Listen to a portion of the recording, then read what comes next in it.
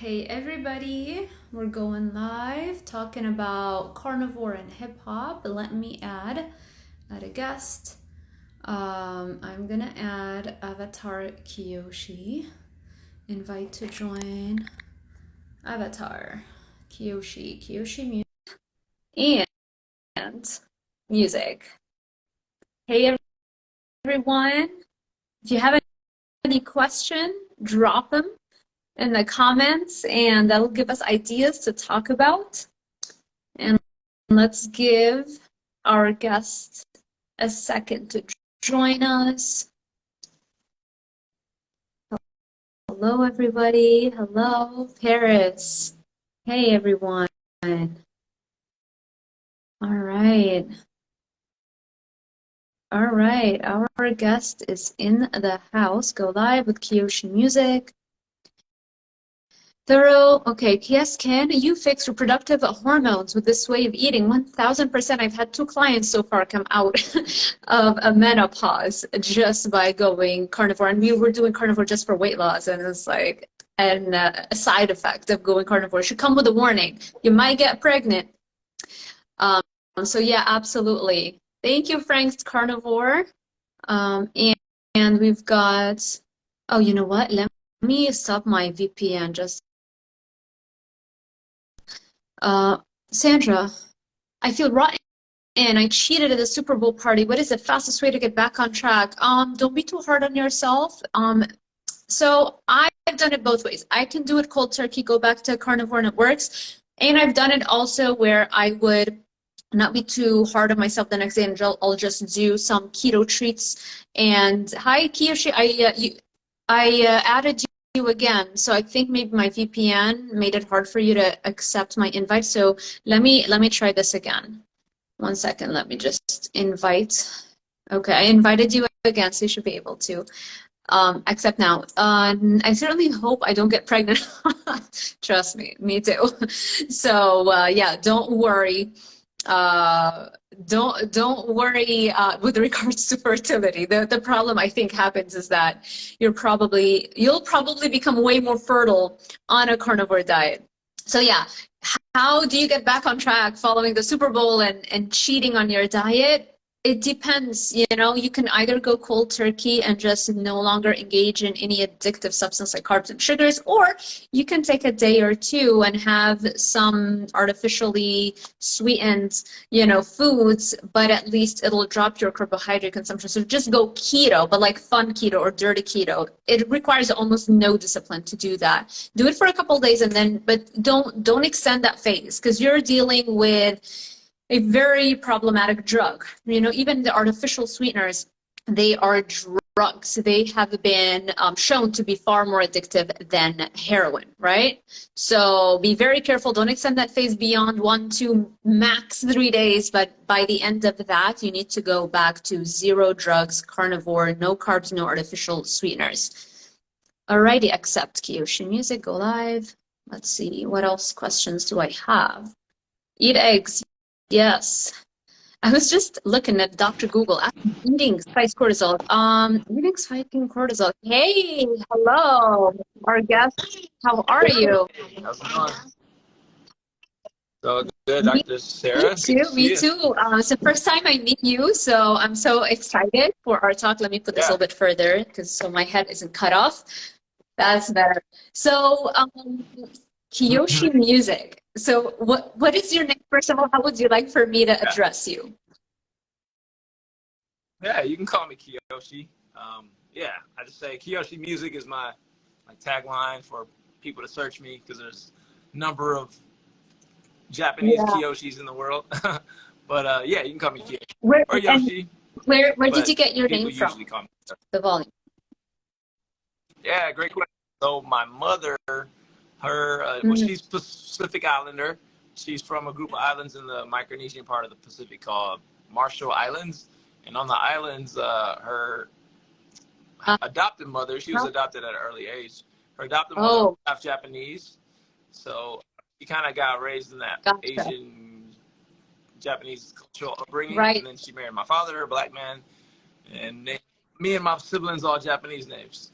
So yeah, my name is also a combination of my grandma and grandpa's name, Kijidik and Yoshimi. And she took the key in the Love Yoshi it. and So, made Kiyoshi. Kiyoshi, we Yeah. connected.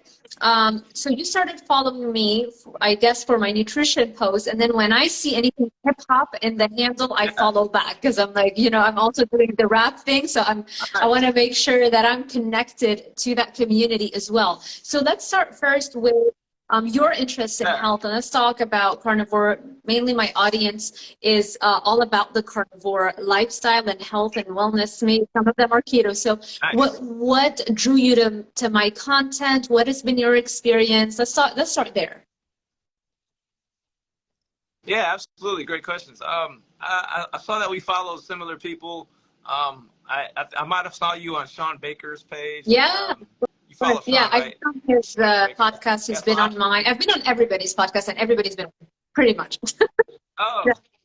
that's amazing. That's awesome. Yeah, I was actually on his podcast, like in July of last year, and he invited me. I thought that was really cool. I was like, whoa, because my brother and I were both a big fan of his, and just I'm a fan of the carnivore diet. I've been following him, Carnivore MD, who's now more animal based than other people, like Mike.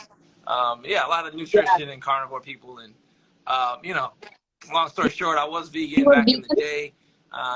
Like 10 years ago, I was vegan for a bit, yeah, and I got pretty skinny. And at the time, you know, I looked pretty decent, you know, but at the time I felt good.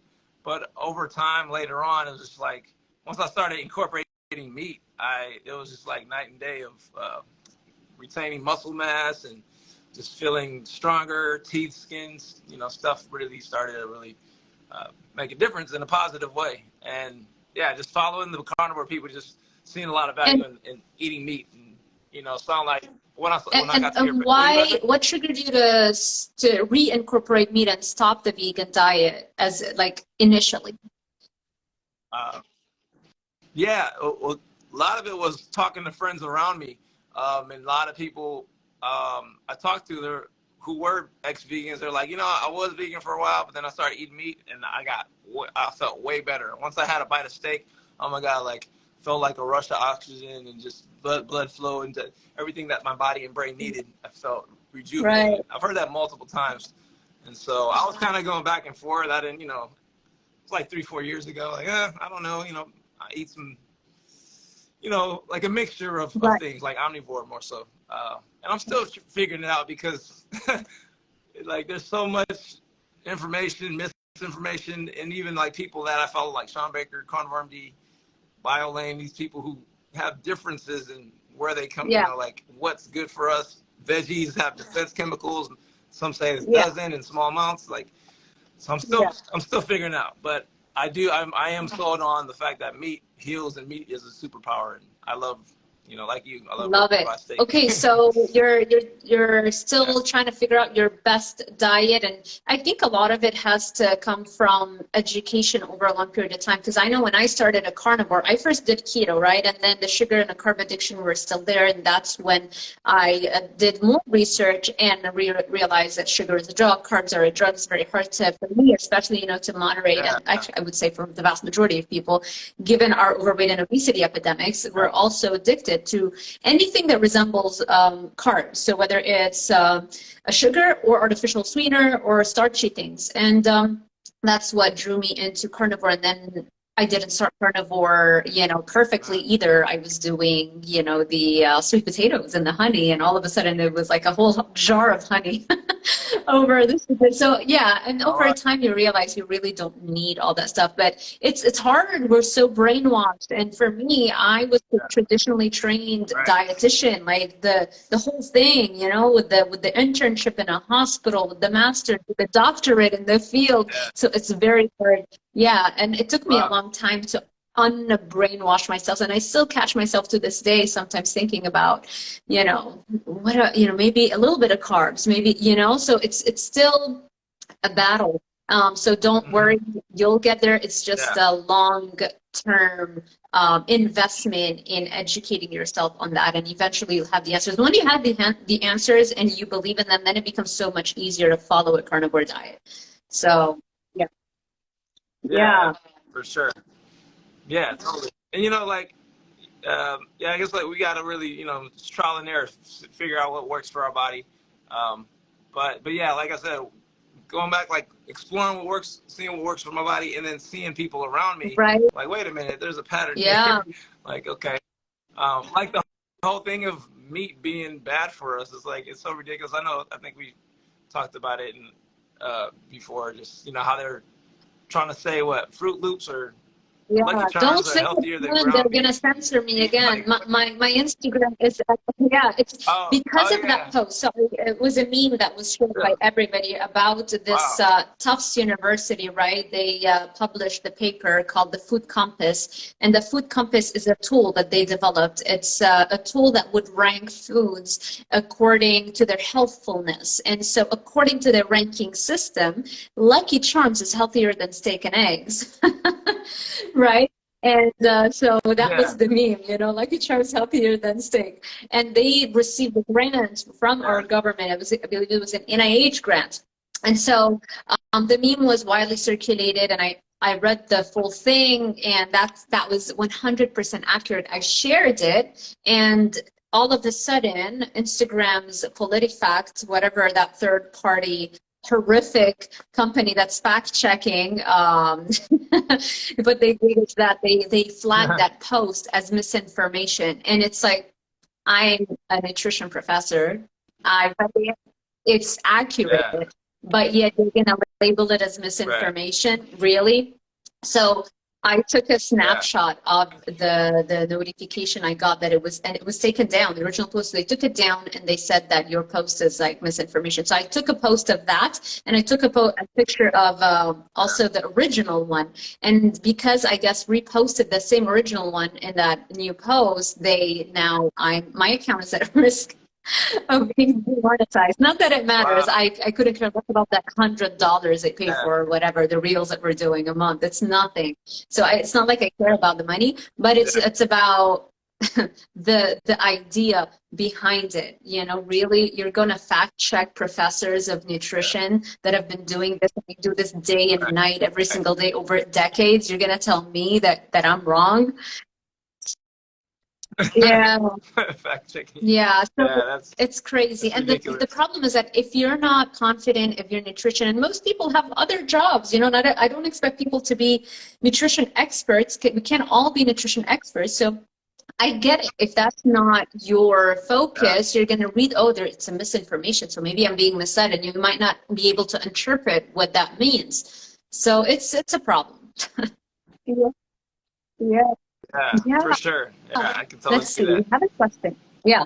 Somebody. I've got Yeah. Adnan.GJ73. I like eggs very much. Could they not be ideal carnivore food? My belly is still big. Most Americans' bellies are still big, so you're in good company. Don't worry. You can put eggs on a carnivore diet. It's not a problem. The only problem would be if it causes food sensitivity. The only way to know if you have a food sensitivity to eggs is to remove it and do just beef, salt, and water for 30 to 90 days. And then reintroduce eggs. If you have any kind of issues, then that means you have a food sensitivity. Now, for the belly is still big thing. It's very simple. It's very easy. Create a caloric deficit and you will lose weight. And, I've talked about this at length before in other places. So let's see. We have more. Yeah. Let me see what else. What kind of questions do we have? Esther Teal, how long do you recommend to try strict carnivore to see full benefits? I mean, it is our species-specific diet, so I recommend being on it forever. The question is, how soon are you going to start seeing benefits? Most people will see benefits between 30 and 90 days. But if you have things like, reflux or digestive issues, microbiome imbalances, it could take up to 2 years. So don't be, rushing it. Yeah. Because, I mean, if it took you decades to wreck your microbiome, it's going to take a little bit more than just 30 days to restore the balance in your probiotics and microbiome. So, okay. So I think we covered all of our nutrition questions. Yes. I got a question. How do you feel So about a raw lot milk? of people can do that better than other kinds of dairy. And I think if you are going to have dairy, it's best to do it in its most unadulterated, unrefined state.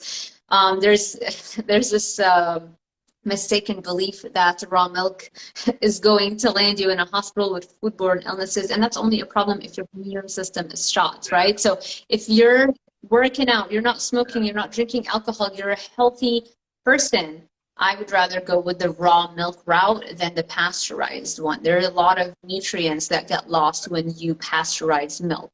So yeah, I would definitely go with that. Having said that, dairy is still not my most favorite food. A lot of us can't tolerate dairy beyond middle age. It seems like there's been an evolutionary pressure, right, that allowed us to adapt to eating dairy up to a certain point, and as we age out of that, we start losing the ability to tolerate it. So, but yeah, if like before you jump to conclusions thinking that you cannot tolerate, I'm sorry, that's my dog scratching himself. You can hear that. So before you deem yourself unable to consume dairy, first look into raw and then look into A2 milk. It comes from a more ancient form of a cow that produces a more ancestral type of milk that has the protein casein in its A2 form. The only problem with that is like the farmer doesn't get as much volume of milk out of that cow because it's A2 cow, and that's why the vast majority of our food supply is flooded with A1 cows that produce a lot of volume of milk, but at the same time it has a protein casein in a different configuration, A1 casein, that it seems like a lot of us have not evolved or adapted to consume well. Which is why a lot of people think, yeah, the people think, oh, I'm lactose intolerant, when in fact, if they switch over to just A2 milk, they can get it normally and, you know, not have symptoms. And there's a company called A2 Milk. I think it's called A2. So they have milk, they have half and half, they have all kinds of stuff. You can literally get them from Publix, Walmart, everywhere. It's very, very easy to get a hold of them. Sandra, yeah. So Sandra's saying, so if you say you do a calorie deficit for weight loss, should you reduce your protein or your fat? It's much easier to reduce fats. And that's my recommendation, because it's so easy to overconsume fats.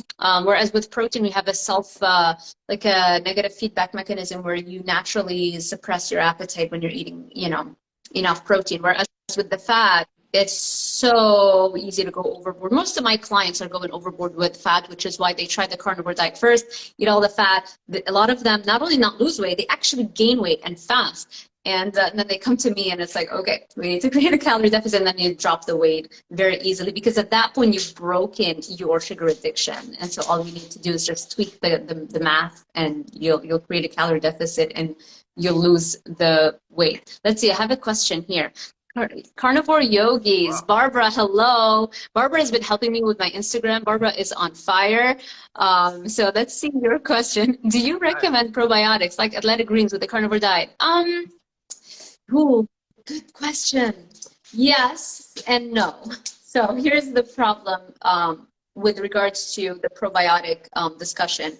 There's so much we still don't know about the microbiome. What are good bacterial strains, what are not good.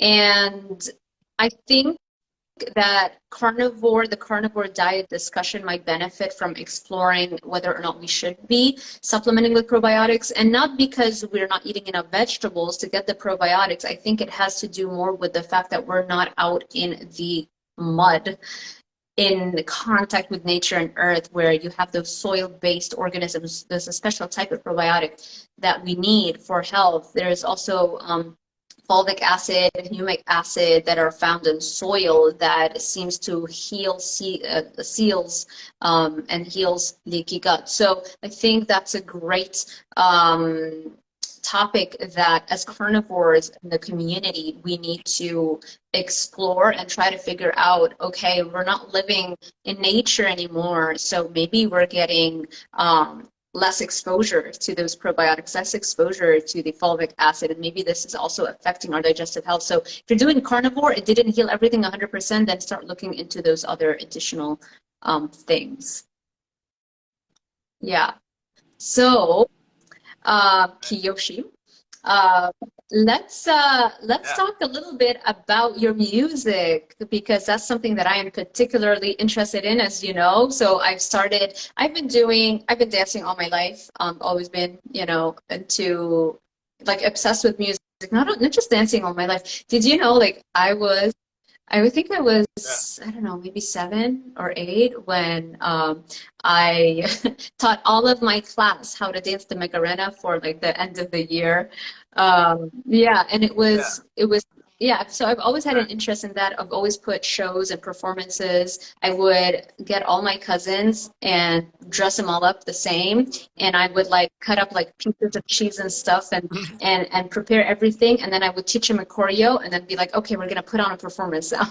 So I've been doing that for a really long time. Yeah. And then, you know, as I grew up, I started taking, you know, music, and vocal lessons, piano lessons, stuff like that. And only recently is when I pulled the trigger and I've started actually, you know, recording it and mixing it and putting it out. So when I saw your handle, I was very interested. So can you share a little bit about your journey in that area? Yeah, absolutely. Started at an early age. My father's a music teacher, so I got inspired, you know, as a kid to start making little jingles on the little keyboard, you know, laying around the house. And then, yeah, long story short, my dad put me on guitar, and I would make up little tunes on the guitar when I was little boy. And then in high school, I got onto bass guitar, and then, you know, started playing that a little bit. But I was more interested in like learning some, you know, writing poetry and rapping. And so, you know, I was pretty influenced, you know, growing up, you know, MTV, BET, seeing a lot of rappers on TV, and my brother used to break dance. So just the whole hip hop culture really inspired me. And yeah, I would, you know, I was more so shy back in the day. So I wanted to find a way to communicate like in a really cool, creative way. So I would, you know, just write little poems. And then when I got in high school, it was just like taking Shakespeare and stories that I heard and was studying in school and like writing them in a different way. And, you know, I was reading a lot of the Bible at the time too. I grew up Christian. So I would sometimes take scripture and rewrite my own remixes to them and make raps out of them and make my own, you know, poetry and rapping.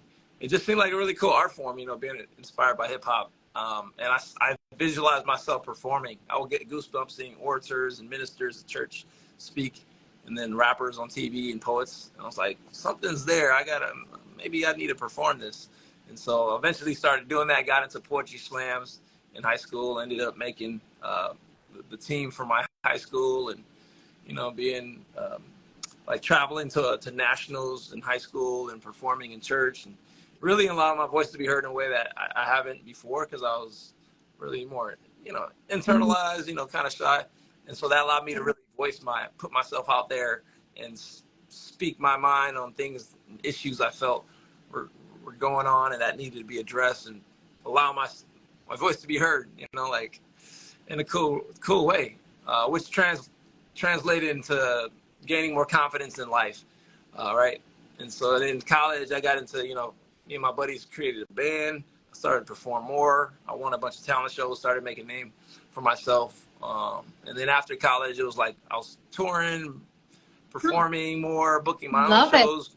And yeah, from there, I just moved to California because I'm from Michigan. And from there, I just got into the festival scene, started touring more, and eventually started teaching it. So now I teach people how to freestyle and flow. And you're still touring and you're still performing live.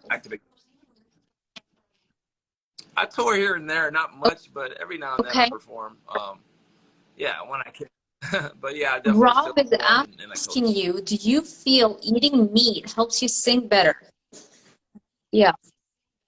Great question. I actually think it does. I don't know, it helps me sing better, but in a way that it allows me to feel more strength, more of my masculine, more grounded.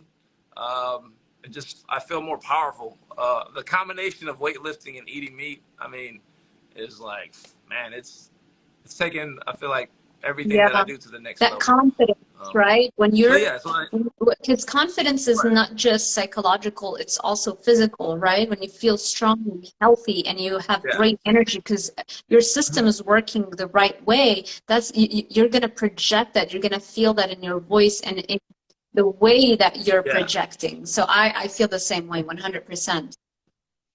Yeah. Love it. Absolutely, for sure. Helps me better with Yeah. everything. So yeah, great Thank question, you, Rob, for Rob. that. Thank you. Why are you focused more on teaching right now? Yeah, because it's in recent years, it's allowed me to make more money, and this is what I love to do. I mean, if I could perform and make a Gotcha. bunch of money, then I would do that. But I like the combination doing both, because the more I teach, the more I'm a better performer. The more I perform, the better teacher I am. So I like doing both. It's just yeah, being able to teach allows me to give back in a way that's really that feels good, Yeah. and it's very rewarding to see other people do things that have allowed me to really transform myself and break through fears and gain more confidence. So just giving that to the community. So you're in Yeah. California right now. I was in California for the past, well, before the pandemic You, for about 10 years, from 2011 through 20, yeah, whatever the pandemic was started. So like mid 2020. Then I moved back home, which is where I'm originally from, to Michigan. It's a city called Ann Arbor, right outside Detroit. So I'm here now, resettled, reconnected with my family, which is really important. The reason why I gotcha. moved back here. Gotcha. And my and my brother, he was he has some immune stuff going on, psoriasis, and um, he's done a lot of research and just was really big into carnivore for a while, and he still is. Oh, Um, and so that kind of influenced me, as I was like, figuring things out. And I think he told me about Sean Baker. And I think love that's how I it. found you. So the carnivore diet, so he's done Yeah, carnivore for his psoriasis. Did he get any benefit? he feels like it's helped him a lot for sure. It's Yeah. like eating meat has definitely helped him in many Yeah. ways that I mentioned and beyond. Right now, he's at a point where he thinks, I don't know where he's getting his information from, but he feels like the eating carbs is helpful for him. And I know that you say that you're saying that carbs do you feel like carbs aren't good? Like what's your curious your take on carbs, like, because the guy I follow, Carnivore MD, he talks about sweet potatoes and fruit, like he's advocate for that, and I know that you're Not a good idea. saying Not a good no, idea at all. and Those are honey, very some sort recent foods. We've never throughout history ever had access to those kinds of foods. If you just go and you Google wild versions of potatoes and sweet potatoes, it is shocking how awful they looked, how little carbs they had, how much more fiber they had. They had bitter yeah, compounds. Those are the toxins that are the plants putting them out, right? Plant self-defense chemicals. Yeah, and not right, to mention the addictive component, but just on a purely health aspect, I would not touch this stuff. This doesn't mean that we are gonna drop dead, obviously, when we eat a plant, just like our dogs aren't dropping dead when we're feeding them grain-based kibble, right? It's just, do we want to optimize? Do we want to thrive? Or do we just want to survive? That's a decision you gotta make. right. And yeah, I can see how confusing it can get for people when they see somebody who's now recommending recommending those kinds of carbohydrates. Nothing good ever comes from that. I do not recommend it. Not to mention the oxalates in the sweet potatoes. Oxalates are a big problem. Yeah, you should. I've interviewed Sally K. Norton. She's a world expert in oxalates and all of the problems that. So her name is What's in it? Sally Norton, middle name K. So Sally Okay, K. Norton, and it's on my YouTube. And I mean, okay, if you just Google her name, she's done interviews on everybody's channel in this yeah, community, and you'll find a lot of good right, content. And yeah, I mean, her health was really decimated before she figured out it was all the oxalates, because she thought she was eating healthy, right? She wow, thought she was following the guidelines and having the salads and all that kind of stuff. And yeah, it's yeah, right, nobody right, tells you that, oxalates are a toxin, it's a plant self-defense chemicals.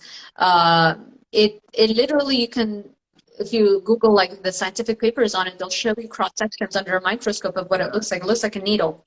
They actually call it the needle effect, in mm, quotations, the needle effect. That is what oxalates lead to. wow, And just, yeah, because of the yeah, crystals that they form like needles, it can affect every single aspect of Right. your health. The joints start aching, the get gout, you get deterioration of your collagenous matrix that holds together your skin. So everything, you speed up the aging process. So it's lots of problems with including oxalates. And sometimes people will go on a carnivore diet and then they start suffering from something called oxalate dumping syndrome, where your body in chunks starts to detox the oxalates that were stored in your body, and so you just have to push through until that stops Right. happening.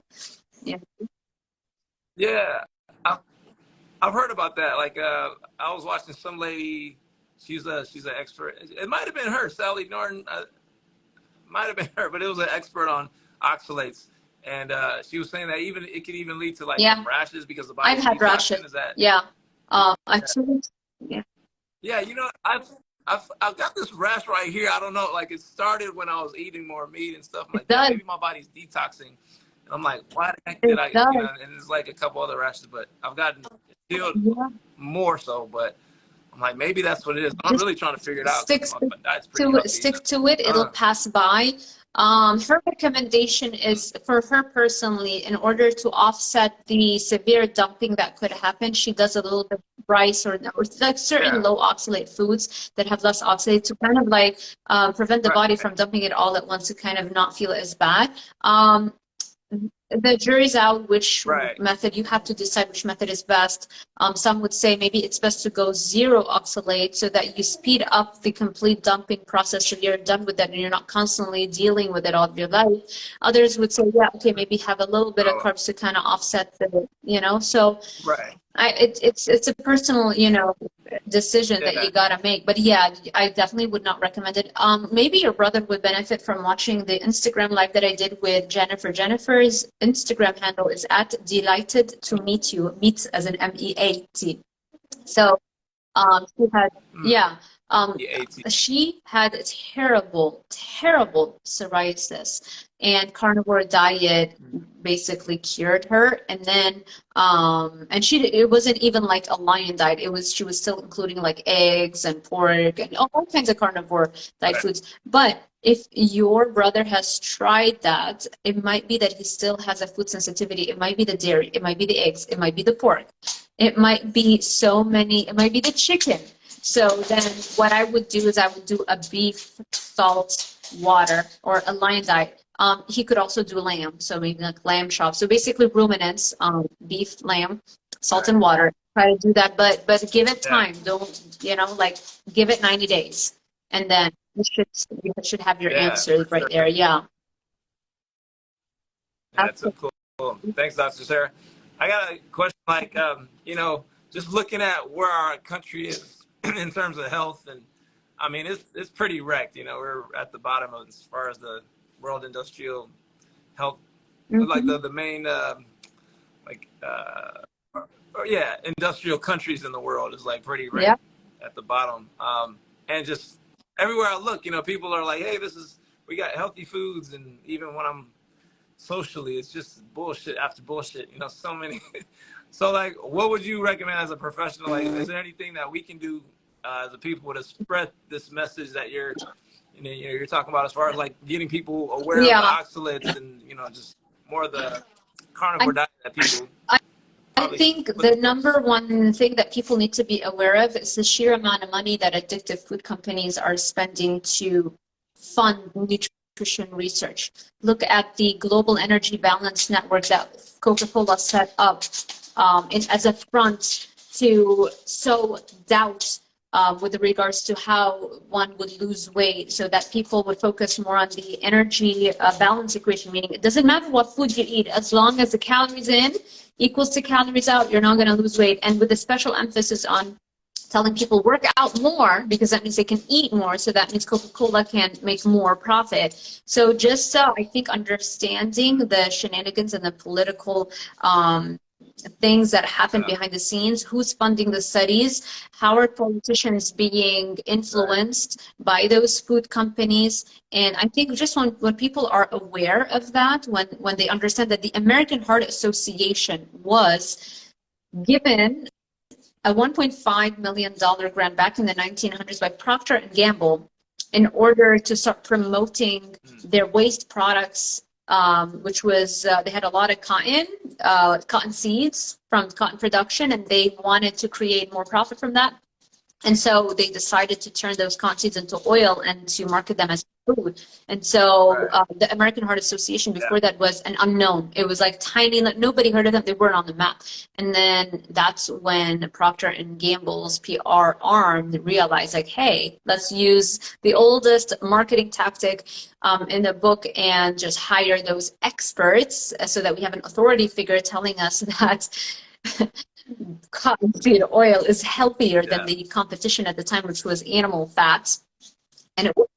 It worked. All of a sudden, the American Heart Association became well known. They had power and influence, and to this day, they're still recommending those oils. To this day, it's so funny. You go to their YouTube channel where they're posting videos of what are the healthiest oil to consume, you know, peanut oil, and you see the comments, and everybody's roasting them. Like people can see through them. Yes. So you know, I think just opening our eyes, understanding that the Academy of Nutrition and Dietetics was co-founded by a very religious person who believed that she was part of the Seventh-day Adventist church that believes that a vegetarian diet is going to get you closer to God because it's going to squash your libido. It's true, it'll squash your libido because it'll destroy your hormones, so you won't get a period, you won't get masturbation urges. And so in their idea, in their religion, not masturbating as the goal is going to get us closer to God. A vegetarian diet, exactly. A vegetarian diet is going to squash all of our libido. Our sex hormones are going to plummet. You won't have the urge to masturbate. You'll get closer to God. And so that means it's a healthy diet. That was the person who co-founded the the Academy of Nutrition and Dietetics. Back then it was called the American Dietetics Association. It's the same one. Gee, that's horrible. That's that's the right? opposite of getting closer to God. Yeah, Yeah. So It's the same. Yeah, so the seed oils are everywhere. So like, let me turn this around and ask you, what is your advice to kind of switch over? I like how we're doing carnivore music. So love it. My two favorite topics. Let me ask you, what is your advice for someone like me who is starting in the rap, you know, scene? What would your biggest advice be?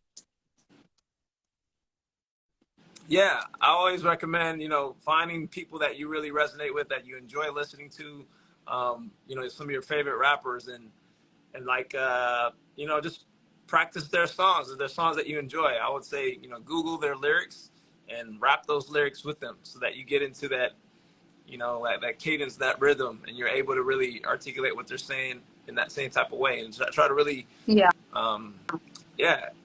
like say it in the same that way that the rappers are doing it. And then also using a mirror, right? Use rapping in front of a mirror, performing in front of that, and maybe even like if you got your lyrics, you know, rap it with that, and so you can see how you're looking. I mean, in terms of freestyling, you know, play some beats in YouTube, and just like, I mean, there's a lot of different freestyle, you know, tips that I can give. But in short, just like do what feels good and start simple and have fun, and find people around yourself, surround yourself with others who enjoy doing the same thing. You know, maybe get a cipher or a group of friends. Right, and I feel collaborations also help, right? Like just collaborating with producers who you vibe on the same level, who understands you, understand how to make you sound your best, all that kind of stuff, right? Right. Yeah, totally. And shout out to you. I think I saw a post last week. You put out a song mixed by Sol. Exactly. So this is who I'm working with right now, Sol Guerrero. We're working a lot together. So far he's mixed 2 of my songs, and I just sent him a 3rd one yesterday. So it should be out hopefully today. I'll post it. Yeah, I'm Congratulations. so excited. That's And I awesome. know, the more I do it, the better I get. I mean, it's already I can see, especially when like at the beginning stages, you just progress so fast. You learn so Yeah. much. Eventually, after a few years, the rate Yeah. of progress, you don't feel it's as, fast. So, it's great. You Right. get a Right. lot of gains in the beginning, a lot of rewards for your effort. So I'm very excited, and I'm just, every day I make sure I dedicate hours to uh, first get some education. There's so much good information on YouTube. Yeah. Best song structure. Like for example, I was watching Max Martin. He's like the third most successful songwriter in the world. And so yeah, he's given interviews. Wow. So I'm watching his interviews of what is the best way. You want to do your hook in the first 30 seconds, and then that way you get a chance. People get a chance to listen to it over like multiple times. The exposure Yeah. effect. And yeah, so I learn, Right. Right. and Right. but I try not to, because that can very easily make you feel like you're being productive when you're actually supposed to be writing the lyrics, and so I try to keep the Yeah. educational part no longer than an hour. And what I mean by an hour, I watch everything on twice the speed. So it's like that, but yeah, huh? Oh, nice. Yeah. Okay. Yeah, Yeah, you yeah, absorb so it I've trained quicker. Yeah. myself to, and it's just because YouTube allows me to speed it up to a maximum of 2 hours. So I'll take advantage of all of that. So that way you get all the information, 2 hours worth of information in half the time. And then after that, I will start, I look Yeah. for a beat, and I try not to, because it's so easy to take forever to look for a beat. So I try to be as quick as possible, finding a beat, and then just practicing writing, and I sing it while I do it. So I see how it flows, to see, is it too wordy, is it not too, Yeah. it's like too little words. And which Right. Right. brings me to a question. What are your thoughts about sampling? I know a lot of rappers make it by rapping over samples. So what are your thoughts on that? Do you think it's a good idea? Yeah. Yeah. Um, I mean, there's definitely an art of sampling. I'm a fan of like guys like DJ Premier, Jay Dilla, who heavily sampled, but they do it in a way that's very, that's they're using a lot of music skills to be able to flip a sample and chop it up, and so I feel like if you're using it in a creative way and you're paying respect to the artist before Right. who that song comes from, I find a lot of like I think that's that that you're staying in integrity that way. But if you're just like ripping just a sample, straight sample as it is, and just throwing an easy beat over it, and like there's no creativity to it, it's like okay, it's all right. But in terms of like legalities, I mean, there's a lot of people gotten sued Right. for sampling, so it's like that whole world is a world that I'm not. There's so many Right. yeah things that I don't know about as far as like what's allowed, but I know that after just in general, yeah, I think if you're using it in a creative way and kind of almost making it your own beat, where you chopped it up the sample so much where now it's like damn, you kind of Right. created it but still used it. And You're paying respect, and that's cool. But yeah, there's so much so you can do have you with sampling. created all your beats, or you worked with somebody who created like unique beats for you when you're writing a song? Yeah, good question. I've traditionally worked with other producers. Like I started out working with my brother, my oldest brother, and he's been my main producer back in the day. And then I started venturing into other producers. Now I'm finding beats online, um, like on BeatStars. You can do stuff non-exclusively and maybe pay a little bit more and get the exclusive rights to a certain beat. But now during the pandemic, I've invested in my music where I've bought more studio equipment and taught myself how to use Ableton I Live tried to to record learn that myself and a make few beats. years Um, ago. like, It was fine, oh, but nice. I don't know. It's just I'd rather focus just on writing, and because then I can Yeah, reach it faster, as opposed to working on vocal right. lessons, working on perfecting my songwriting, working on I can't do everything all at once. Plus, I have the whole Yeah, carnivore business that's 24/7 too. You know what I mean? So that's why I didn't yeah, yeah. pursue it. I didn't finish the whole course. I did half the course. basically. Yeah. Oh, okay. Nice. How A long have you very been long doing music? time. It's been years now, but there was, I would Uh, say, when the pandemic hit, I kind of neglected it but I mean, I neglected the songwriting part and the singing part, but I focus a lot on dancing. So it's like which aspects. I don't think I've ever neglected performance as a whole ever. I've always been either dancing or singing or writing or all at the same time. Just that, like, I remember during the mm, pandemic, I wasn't writing or singing, but I was doing a lot of dancing. So it's like, and I look at it all as because my goal is to be a performer, it's not just to sit and like stand and sing. I also want to put on a show. I also want to be able to, dance and things like that. So yeah, I mean, I don't know if that makes yeah. sense. Yeah, that makes Right. sense for sure. Yeah, but that's cool. You've did more than just rapping, Yeah. dancing, That's singing. what You I rapping enjoy more. the most. As far Uh-huh. as rapping, how long have you?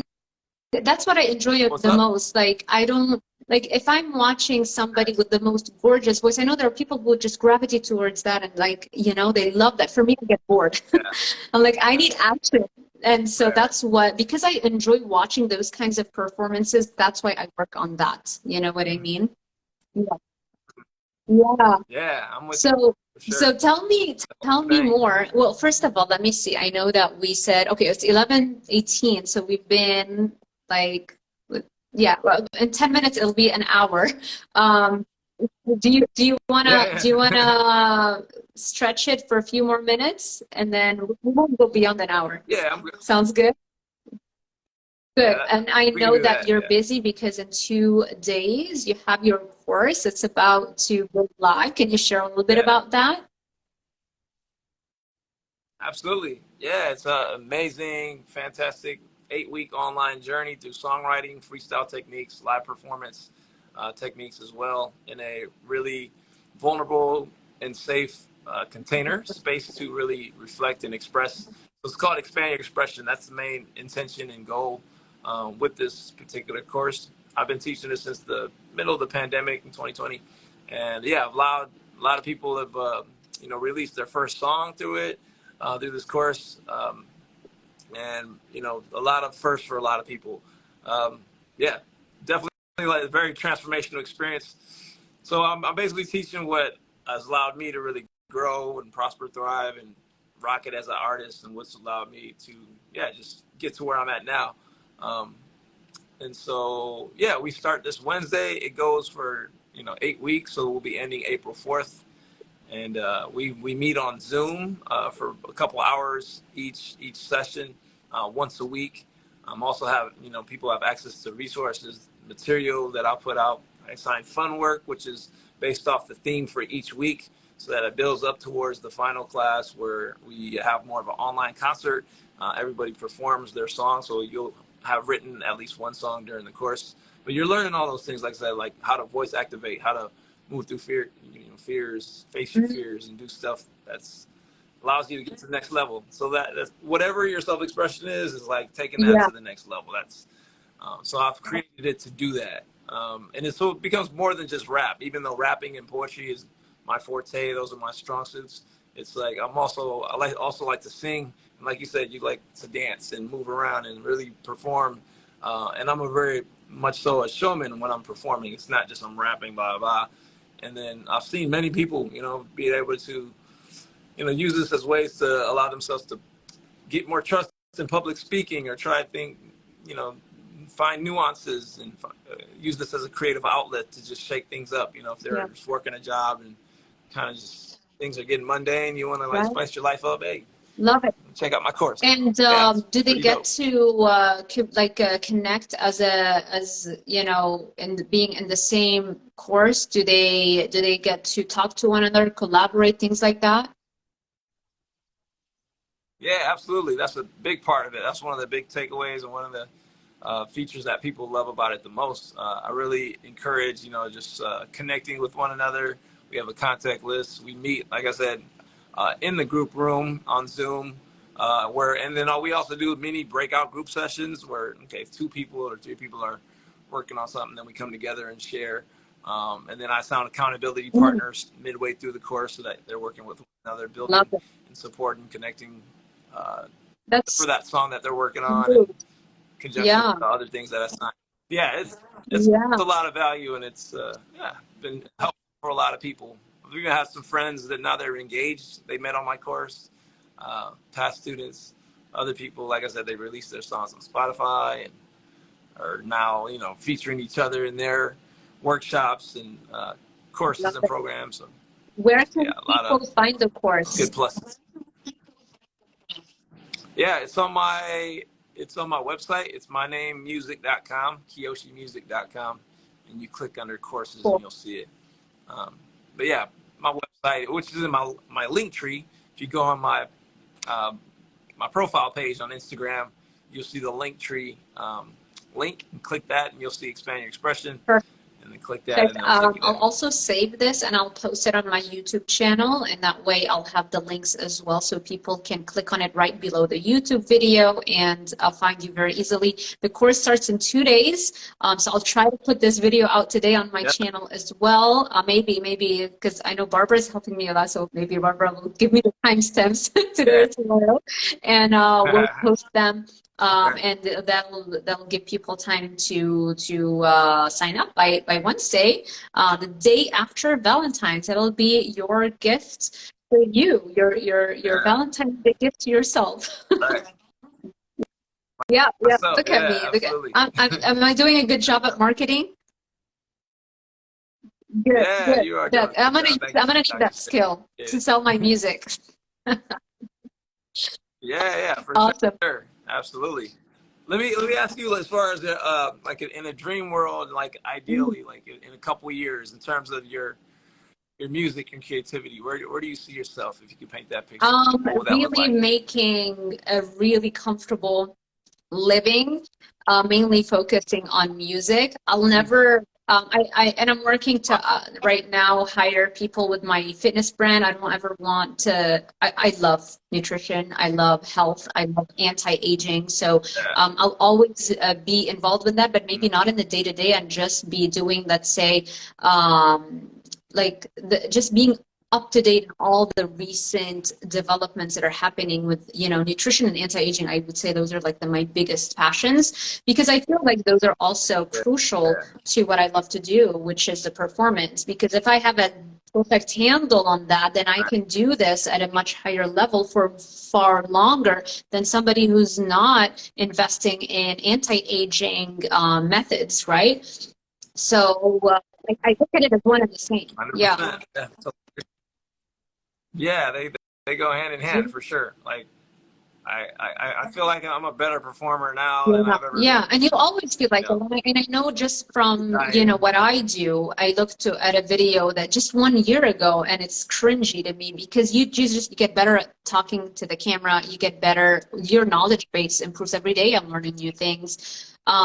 And I love that. I love that process of evolution. That's for me happiness, which is what Tony Robbins says, right? Progress is the very foundation of happiness. It's never about when you arrive, because I've graduated with a bachelor's. You have fun on the day of the graduation. By the next day, I'm already depressed if I don't have a goal. It's like, that's how quickly my brain constantly needs to be constantly working towards something. And I do want that something so bad, but I know that the moment I get it, I'm going to lose the happiness, because if I don't have something else in place, right? We are made to climb. We are made to evolve. That's what happiness is, enjoying the process and constantly knowing that you're working towards something exciting to you. So, you know, it's like nonstop chasing goals, because that's the fun. It's the day-to-day is the fun. And you have a party, you know, on one day to celebrate a big achievement, and that's fantastic, but make sure you have a goal right after. Absolutely. That's how I look at it. I like that. Yeah, just like you got something to look forward to when you have goals and you're reaching towards it, and got that goal and get the next goal. You know, when you're young, you think, oh, I'll be happy when I achieve this, and then I realize how many achievements I've already had, like so many things and it's always the same exact thing. You know, you're happy when you're striving. And I could get very depressed if I don't have a goal, if I don't have something that excites me. So I always want to make sure I always have something I'm excited about. And so for me, the music, the performance is my next big thing that I'm chasing after. And the nutrition part, obviously, you're gonna, whatever you get good at, you're gonna enjoy. Like, I'm good at the nutrition part, I'm good at the science part, so I enjoy it just because I'm good at it. You know, but it's not as challenging as doing, unlocking a whole new thing, you know, and stretching yourself to the limit. So yeah, I love for it. sure. Yeah. Absolutely. Yeah. I know what you mean, you know, keep finding those challenges, and in the challenge, there's a lot of fun, right? That's why we do a lot of these things that are like, damn, they're challenging, but yet it's like a puzzle piece. Even for me, writing songs, every time I write a song, it's a challenge to me, even though I got it, but it's still, there's always something new. It's endless. It's like, wow, how can I make these bars sound like this? Or how can I incorporate this theme with this content, with this type of certain cadence or rhythm that'll flow over the beat, but not be too much over here, but have a good balance that'll pertain to this crowd. You know, it's like so many things. So in my mind, it's like, it's a puzzle piece. It's like I'm putting together puzzles. Like, okay, you know, like, I enjoy this process. Let me, you know, that brings me to something that I want to ask you. When do you say, okay, it's good? Because I feel like we can always do better. I can always, every time I read my lyrics, like, I change something, I do it, you know, so it's like, at what point are you saying, okay, this is good enough, let me put it out? Yeah, great question. You know, it comes, sometimes you don't know, but long story short, if you can be able to play that, like if you record, I would say get to the point where you're able to record that. And if it sounds like, oh, you know, this sounds like a song that I'll listen to, or I like this, you know, it's just not trying to nitpick it too much, because there's always something you can nitpick and tweak, but it's like, or put your, you know, and maybe put yourself in somebody, like in the outside point of view, is like, okay, if I heard this, like, oh, I'll fuck with this, I'll play this, you know. It's not like get into your analytical brain. So maybe putting ourselves in somebody else's shoes, like, would I listen to this? Yeah, okay, all right, you know, I'm not gonna think too much. It sounds good, bow, put it out there, get it mixed and mastered. But if this, you know, a lot of us professionals, like, wait a minute, I need to tweak this, the snare needs to sound a little louder. Ended, right? That perfection. It's just basically allowing ourselves, like, like letting go of that and getting to the point, like, you know, it's good enough, and like I'm gonna make more music. That's what I say. Like, all right, it's just one song. I'm not attached to it. It could always sound better. There's always things, but that's endless. You can always do something with anything. But it is what it is. It sounds dope. Bow, put it out there. So yeah, just constantly creating, and knowing that you'll constantly create content, and that it's endless. Like we are God. We channel God, so we can keep creating. But just like you said, there's always gonna be a goal, something else, and then that's gonna lead to something else. Your next song, you're gonna be at a higher skill level, you know. And so that's exactly what I tell myself. Yep, exactly. Yeah, that's gonna allow you to make better music, and then the next song. I remember watching an interview with Teflon Don, and she was talking about how when she found out that Michael Jackson would write 800 songs before he picked the ones for the album, she was like, okay, I gotta level up. So now she does 400 songs. From those she'll pick. She's constant. I mean, how cool is that, you know?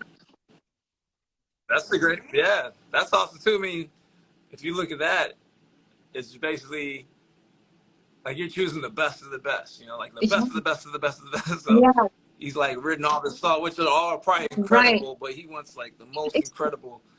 It's hard for me though to feel awesome. Like I have something written and recorded. Like it's hard for me to say, okay, I have these 400 songs, but I'm only choose some. I feel like I'll put them all out and see what sticks, because you'll never be able to anticipate the marketplace. You might think this is good, but sometimes you know, it's like it's called the expert gap, which means the better you get at something, the more you lose touch with what somebody who doesn't have that experience, they're going to perceive it, you know? Right. Yeah, for sure. I would say, you know, there's always questions to ask in regards to what you're saying. It's like, okay, who's your target audience? Who are you looking to get this out to? Maybe, you know, find friends or family members who fit in that target audience and ask them, you know, do like a trial, like, hey, what do you think it is? You know, I would always play songs that I'm considering putting out there. Just have like a test run, like, hey, what do you think it is? And it's like, if that song gets a lot of attention, like, yo, that's dope, put it out. And it's like, all right, Well, then if y'all like that, and Love I it. think it's dope, then you know, I Last think a lot of question. people are gonna like it. Yeah. And if it doesn't, Do you oh, go ahead. listen to your music at the gym or In the gym? when you're Oh, driving? not when I'm driving. Right, I do. Actually, I work on. So I say my car is like my second studio. I mean, I've written a lot. I worked on a lot of many songs in my car because the sound hit just right. Actually, when I went to get my car, when I was buying a car, I was just like Checking the you know making sure the audio sounded right. Like, look, this, I'm telling the car salesman, like, man, got to make sure the sound is right. Like, okay, that car, no, this, okay, you know what? Okay, this is right. All right, I like the level. And so, like, because I spend so much time listening to my music. So, yeah, when I'm driving, driving to work or driving anywhere, like, we spend a lot of time in our cars in general, going to the store. So, I'm like, all right, this is a great opportunity to really Yeah. hear your music louder. Because I'm not able to always play my music loud at home. I don't have my, the Mhm. soundproofs. I got, live in an apartment with other people, so I don't Right. want to be blasting it all the time. Every now and Got then I play it loud. So, but yeah, it just helps me stay in that creative mode, and then something might come to me like, oh, and I'll start singing stuff. Da da da da. Oh, I can sing this way, and I'll record myself on it. voice Love it, memos love it. It's so on my funny. iPhone. Every artist But that I yeah, like Lana Del Rey, I mean, a lot of artists, they all say the same. It's like they write so many songs just driving around. It's like a creative outlet. Yeah, yeah, love it. absolutely, Awesome. yeah, Well, for sure. yeah, Do you do you that's why listen to your music when I you drive? started doing that. Not only that, now I make my Oh, husband you listen to started. my Okay, music. nice. He's like Oh, listening, okay. to hard rock, and I'm like, no, no, no, you gotta listen to my music now. So every time I have a new song, because right away I'll put it on Spotify. I mean, I just started, but it's yeah, I do. It just, it's fun just seeing yourself on Spotify. It's like, oh my Yeah, God, that's me, you know? Yeah. yeah. That's awesome. So What's your name on Spotify? the one song that's already out, it's under, but I'm gonna change it. But it's right now it's under Iduna, Iduna, Iduna. It's actually the Norse goddess of longevity, and yeah, that's why I was Oh attracted to the wow. name. I still want to use it, but I feel now that I have like close to 36,000 followers, more than that, on my social media. I Uh, feel like everybody knows my name, so let me just use Sarah Zaldivar for the music and then Dr. Sarah Zaldivar for the nutrition stuff. And eventually, yeah. once let's say the first album can be under Iduna. We'll see. I like that name. I want to use it. It's Okay. it's cool to have like one name as your musical name as Yeah. opposed to Sarah Zaldivar. I don't know. So I'm gonna change it. Yeah, Yeah. it's gonna be Sarah I get it. Zaldivar for now. The other Yeah. song I already submitted it on CD Baby, so it'll be out in like a week. And then the third, every time I'm putting something out, I want them all to be on Spotify, like also under my name on one playlist. Yeah. Yeah, Nice. yeah, yeah, Nice. That's awesome. Well, congrats on your new music, and I'll check it out. I'll play your yeah. music when we Thank get you, out thank off this you. live. So yeah, it's exciting. I'm only gonna get better every day. I'm working on it, and it's fine. I understand things take time and hard work, and I've never shied away from hard work, and it's just so exciting to share that. Yeah. So that's Yeah, good. Glad to hear it's exciting and for you. That's Kiyoshi, you're I'm so doing happy I good. finally met you. I feel like I have a lot more in common with artists when I talk to them as opposed to researchers Yeah. and doctors. Doctors tend to be a little less of like chill people, and my personality is more of Right. like Right. cool, chill, you know what I mean? So, and I feel like Yeah. always when I'm trying to talk Yeah. to a doctor or researcher, it drains me a little bit because I'm like, dude, relax, just take it easy. So I always have more fun. Yeah. Yeah. Huh? A lot of left brain information. Sometimes too much Right, left right. brain But you know what? information. It's not an excuse because I got that and I can, you can do both. You can do both, not an excuse. Yeah. Yeah, Yeah. You gotta have a good yeah, you can balance, have a personality too, Yeah. but it's fine. Yeah. It's Yeah. fine. I For just, sure. my love for the Always. Always. science and my nerdy part, allows me to push through because I Yeah. just love the content and the information so much. But I definitely do Yeah. enjoy this a lot. more. Right. Yeah. Yeah. So Yeah. Well, that's awesome. I'm, you know, that's why we connected and, you know, vibe, because I love the, you know, nutrition as thank well, and hip hop. And yeah, that's what my two loves, you know, just like fitness, nutrition, love and it. you know, music Yeah, performance we'll and all definitely that do good stuff. something So else in yeah. the future. Maybe the next time you have a course coming out or something, we'll talk more, you Yeah. know. Yeah. And but yeah, any other thing you want to share? I think we already talked about your course where people can find you. I just want to leave you with Yeah. the Yeah. last word. Um, yeah. Yeah. Absolutely. I'm just trying to think. Um, yeah, like any simple tips for anybody who maybe follow, you know, any of my followers or people that are curious about the carnivore diet, like any simple tips that you will recommend or Mm. that you generally recommend for people looking. So I say don't be a perfectionist at the beginning if you feel like that's stopping you, because I feel like people get paralyzed by fear and perfectionism when they hear about the carnivore diet. It's like, if you can't stop the coffee, it's fine. Most people have found dramatic improvements while still having coffee, you know? Just start focusing on adding more than subtracting in the beginning, and then eventually momentum is going to take hold and you're going to say, well, I am so close to being a strict carnivore, like eating my species specific diet, so I can remove that last little bit of, you know, whatever, zucchini or herbs or whatever. So, and that's what I find with my clients. You know, we start off taking it easy, and then it's like, okay, we're getting all this momentum, we're getting these results, everybody gets excited, and then oftentimes it's my Yeah. clients who even suggested before I even push them, and they're like, okay, I'm ready to cut out the dairy, or I'm ready to cut out the caffeine. And you know, so I think just being a little, taking it easy, you know. Dennis says, and don't do big food. That's right, Dennis. Yeah. Dennis, I miss you. Dennis was with me. We stayed in the same house in Costa Rica when we filmed the first ever TV show on carnivore diets. It's gonna go live hopefully around April. So yeah, Nice. Dennis was one of Okay. the people that we intervened, the experts intervened to help them change their, you know, lifestyle, and he's doing fantastic on Yeah. carnivore. And yeah, he's cracking me. He still cracks me up, Yeah. Dennis. I've missed your messaging. Yeah, Shout out to Dennis. When he says big food is like a lot of the exactly. big That industrial have a food lot of companies. Is that what he lobbying means? power Nice. Yeah. and influence, like Yeah. Coca-Cola, Kraft, I mean, Nestle, Danone, all of those Yeah. basically sugar dealers. Yeah, Yeah. Totally. I get it. One other question, like, what do you say? Because I get this, you know, some people, they're like, you know, our ancestors ate mm. nuts, seeds, fruits, veggies, you know, maybe meat, but they Yeah, ate all that. What would you they, say they, in regards to they that? Like only our started doing ancestors? that in the last 0.01% of our existence as a species on Earth, only since the agricultural revolution happened 10,000 years ago. So from 10,000 years ago to today, that represents only like 0.01% of our time as a species. Before that, for 99.99% of our time as a species, we evolved during an ice age where plants could not grow. So we did not have access to the nuts and seeds and the fruits. And we ate a carnivore, a strictly carnivore diet made up of fatty animals, fatty mammals that we hunted.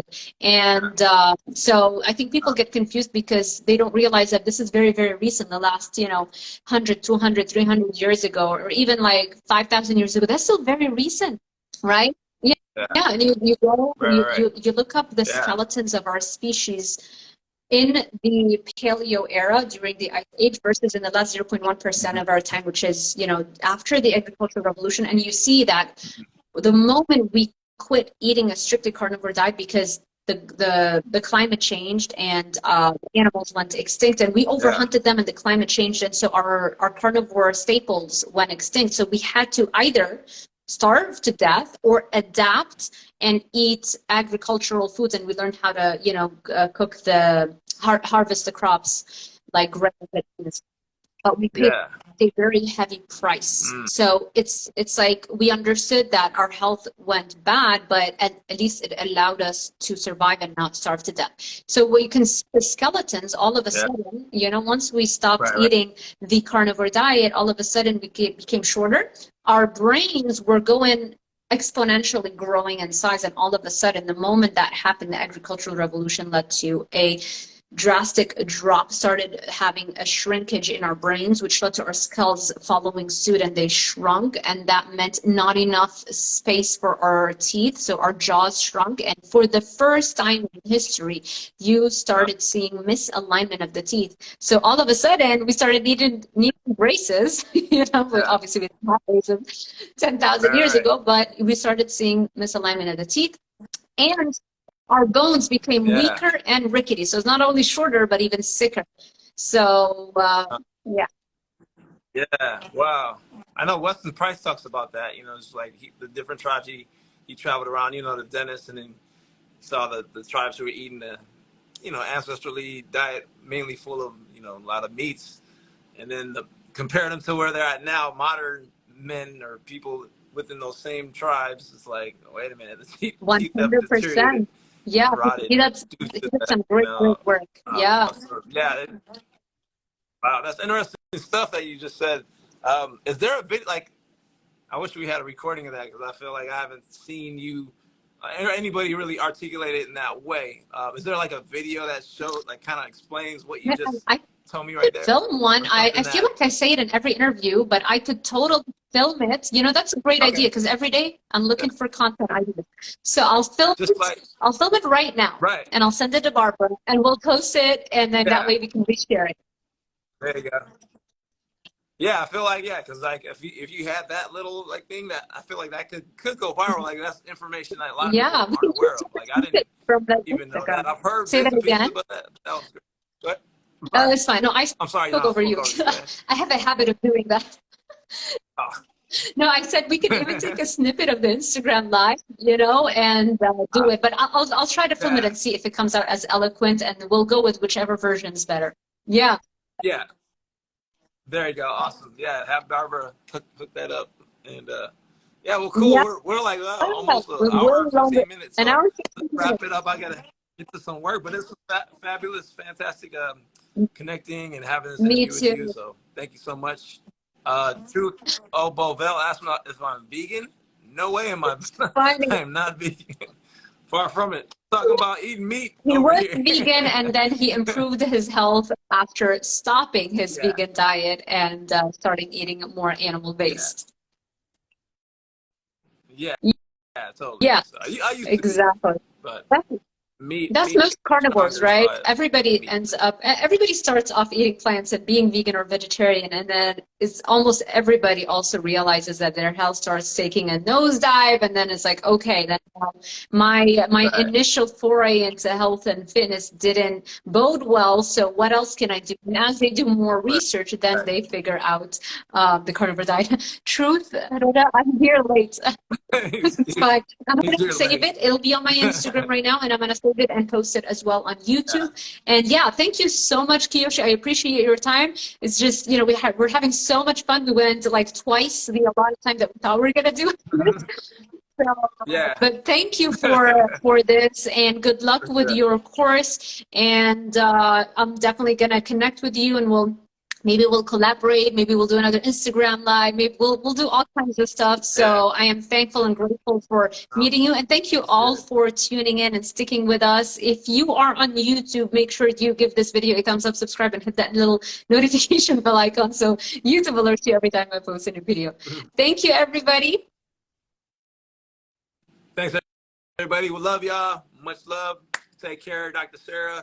Appreciate you for having me. And have a blessed one. All right.